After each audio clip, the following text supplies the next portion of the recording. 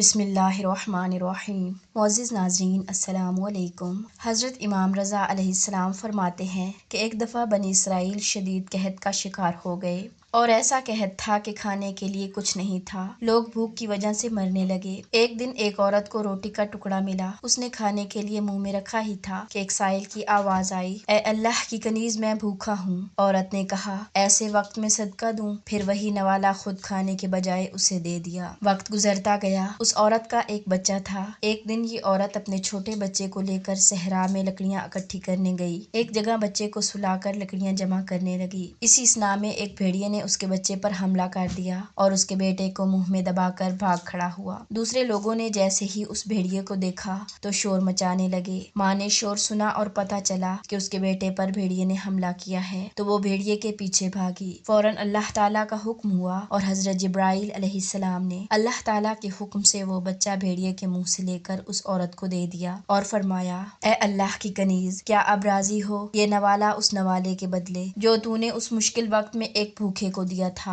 معزز ناظرین، صدقہ ایک ایسا عمل ہے جس میں ہم اپنا مال یا وقت دوسروں کی مدد کے لیے استعمال کرتے ہیں۔ یہ ایک نیک عمل ہے جو ہمارے ایمان کو مضبوط بناتا ہے اور ہماری روح کو پاک کرتا ہے، اور ہمارا دیا ہوا صدقہ کہیں نہ کہیں دیر سے یا جلد ہمیں فائدہ ضرور پہنچاتا ہے۔ ہم سب کو صدقہ کرنے کی کوشش کرنی چاہیے تاکہ ہم اللہ کے نزدیک بلند درجہ حاصل کر سکیں، اور صدقہ موت کو بھی ٹال سکتا ہے۔ اسی لیے ہمیں کوشش کرنی چاہیے کہ اللہ کی راہ میں صدقہ دیں تاکہ بہت سی مشکلات سے بچا جا سکے۔ اللہ تعالیٰ سے دعا ہے کہ اللہ تعالیٰ ہم سب کو اپنے حفظ و امان میں رکھے، آمین ثم آمین۔